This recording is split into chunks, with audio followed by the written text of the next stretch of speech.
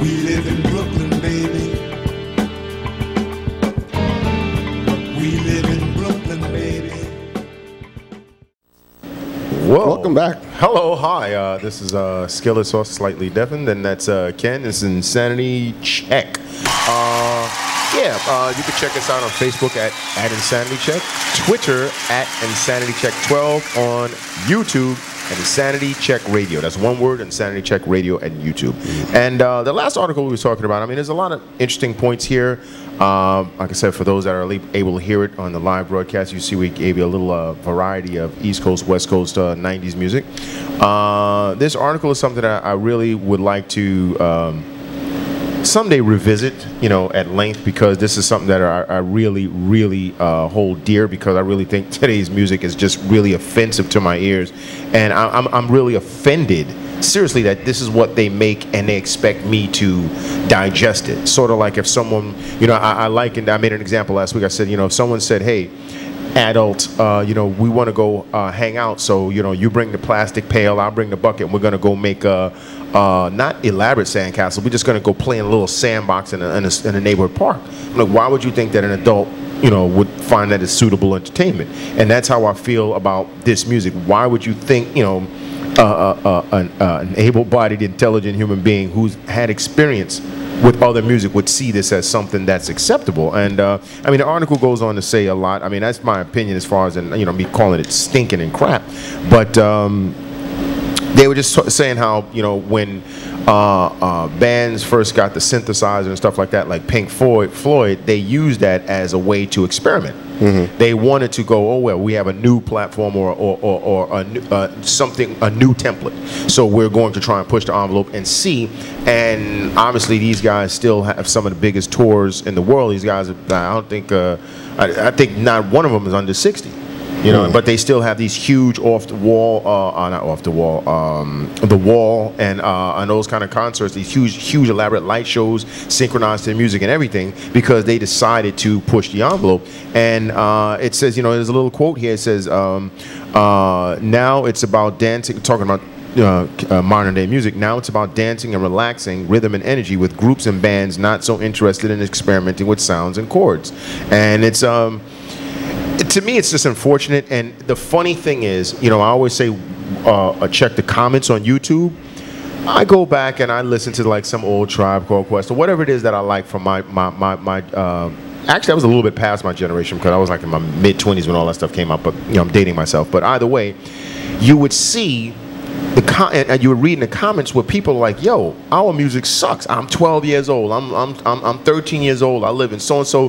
This music is great. You know, a lot of these guys didn't even know Know the Ledge from Juice, or Eric B. and Rakim, Know the Ledge. The guy was like, yo, this beat is hard. Yo, this is great. Yo, how come my music or our music doesn't sound like this? Because when they're exposed to it, they can realize just how stupid and dumbed down the shit that they're getting, you know. And then they're like, wait a second, there's no comparison. You're pushing this Lil Wayne and this Drake, this droopy-eyed Down syndrome motherfucker Drake on me, when you have this other good stuff out there that you would, you know, obviously it's not being pushed today because those artists are, you know, not recording anymore, but still, you know, there was a sense of pride when we came out with our stuff that I can't see these guys really having pride in the stuff that they're receiving, because it's in today, out today. Yeah, but our value, it's like, you know, any old person saying our values and systems, you know, they probably think that they are making hot shit, and you're not. Well, see, that's why I like when they get, like I said, when they get a chance to see the other things and they can comment, they're now exposed. That's one beautiful thing about YouTube and things like that. You can actually get exposed to stuff, but right. You know, whatever. You want to say something? Who, me? Yeah. Oh. No, I'm good. Oh, okay. I agree 100%. Yeah. I mean, like I said, I'm not a fan of today's music. Yeah. But at the same point in time, it is what it is. I mean, yeah, it is. You know, and you know what? And you know, thankfully, we do have the options, so they can listen to what, you know. Except for when we're like trapped in someone's car. I can't stand getting in people's cars these days. And I ask a lot of people, yo, why do you listen to this shit? And you know how many people say, yo, I know it's garbage, but you know, I'm driving to work. I need to have something on. You know, that's their answer? I've heard that. I'm driving to work and I just need to have something on. I'm like, why do you know this shit? I'm just, you know, it's on the radio. I'm driving to work. I'm like, whatever, man, whatever. Well, it's going to be interesting. On to another sort of black story. This week, as we all know, the Olympics have been going on, and a former Olympian, Michael Johnson, he made some interesting comments this week concerning. Hold on one second. Could you turn this shit down? This shit is hot as hell. Yeah. All right. Thanks. Concerning the black athlete. Basically, Michael Johnson sort of echoed the sentiments of one Jimmy the Greek, who back in, I believe, the 80s was interviewed in a restaurant, and they were asking him why it is that black people just seem to have dominance in certain sports. And athletics. And he basically told them that, well, back in the day, the slave owner bred the big, strong black male slave with the big, strong black female slave, and you got big, strong black slave babies. Everyone went ape shit. Oh, he was fired from CBS. He was fired from everything. He used to work for the Daily News. Again. No, was he Jimmy the Greek? Was it the Daily News or the Post? I forgot what it was, but one of those two. Basically, that was the end of his career. Yeah. I mean, he killed his career. And Michael Johnson is going to obviously catch a lot of flack. Oh, he's been catching flack. He's going to catch a lot of flack. He was ridiculed on First Take, which is an ESPN talk show. But I'm going to read you exactly what Michael Johnson said. Well, first of all, explain who Michael Johnson is, because he. Oh, well, yeah. Well, Michael Johnson, he's a former Olympian. Former Olympian. He holds the world record in the 400 meter, and he did hold the world record. He was the former world record holder of the 200 meter before Jamaica's Usain Bolt came and took that world record in 2008. Right, and in fact, they say he's the only man to win the 200 and 400 meter in the same Olympics. Oh yeah, no one has ever done that. So he holds that distinction. So basically, he knows a little bit about running and being athletic. So really cool. And basically, in an interview he did, Michael Johnson says, "All my life, I believed I became an athlete through my own determination. But it's impossible to think that being descended from slaves hasn't left an imprint through the generations. Difficult as it was to hear, slavery has benefited descendants like me. I believe there is a superior athletic gene in us." And just in a nutshell, these cats, Rob Parker and these two other dudes on his First Take, were beside themselves. They couldn't understand how someone could say something so stupid. They wanted to give him a pass because he was an athlete, which means he doesn't know anything apparently. But they just didn't know. They were questioning why it was that they couldn't run the 100 and 200 meter, which is one of the dumbest things I've ever fucking heard. Well, look. The main problem that you need to take that word slave out of this, because that's what's really causing. I mean, because it's one of those situations where, like, if I use Hitler a lot when it comes to, like, making a point. I said if Hitler said 2 + 2 was 4, because he was Hitler, does it change the fact that his mathematical equation was correct? So because this guy used the word slave, okay, take that word out of there. Is he trying to say that obviously male and female, I guess, physically superior people got together and bred a certain type of physique?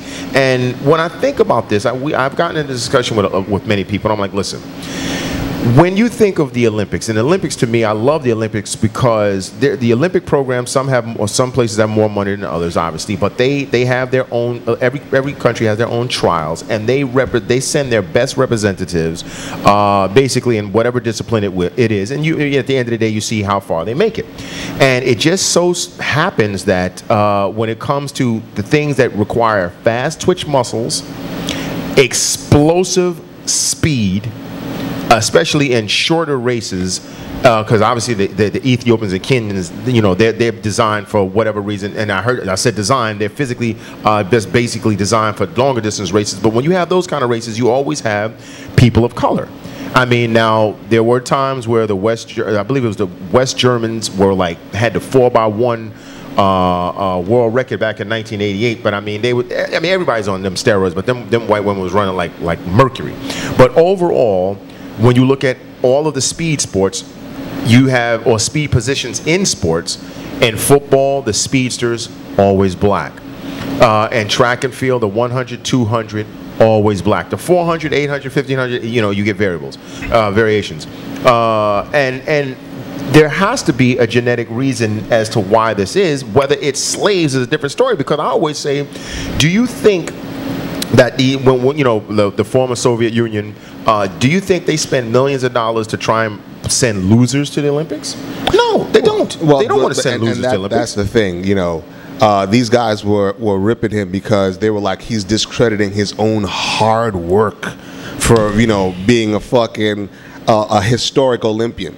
We were talking about this on the way over. So it just so happens that across the board, across the world, black people just happen to not work harder at anybody else at skating. We don't work hard at skating. We don't work harder at powerlifting. We don't work hard at skiing. We don't work harder at squats. We don't work harder at push-ups. No. We just happen to work harder than everybody else on the planet in general at running fast and jumping like a motherfucker. Yeah. Those are things that, you know, everything else we're just lazy. Yeah. We have no desire to swim fast.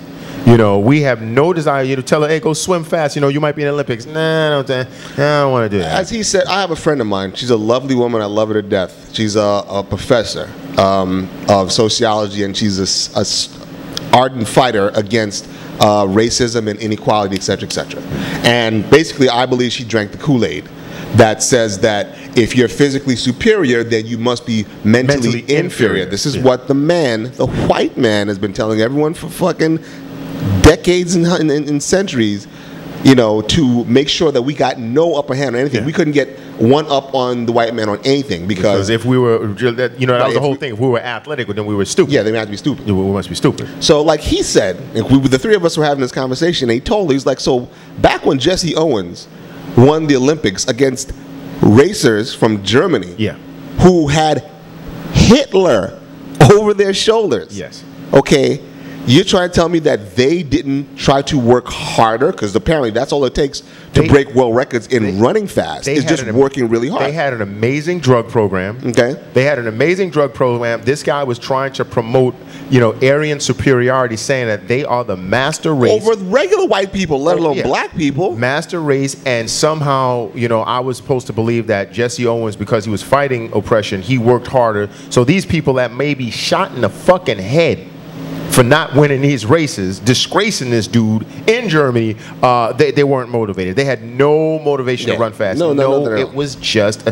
Or flip side to today, like you said, the NFL. You're a tall, slim white boy, okay? For whatever reason, you can't throw a football to save your life. So what are the sports? And you love football, you want to go play football. All you got to do is run and catch. Yeah. Now, white boys have been catching footballs since football began. They started before us. There's never a myth that black dudes can catch better than white guys. No myth at all. No. White guys can catch it enough. But for some reason, like you said, once blacks were allowed to compete equally in the field of football, again, they just happen to want to work harder and run faster and jump far. That running fast and jumping high. They didn't want to work harder at being on an offensive lineman or a defensive lineman or a quarterback or a tight end. No, they just seem to happen to want to. And it's not like, well, wide receiver is a glamour position. Yeah, they made a glamour position because of, you know, their attitudes and whatever. The glamour position is quarterback, which of course we weren't allowed to do because we were supposed to be too stupid to do that. Listen, I used to watch The World's Strongest Man all the time, right? And there was this brother. Hold on. I'm sorry. Once again, we do have to take a break. We will absolutely come back on this one. The taskmaster, who happens to be black, is over our shoulders. We'll be back in a couple. What kind of work do you do?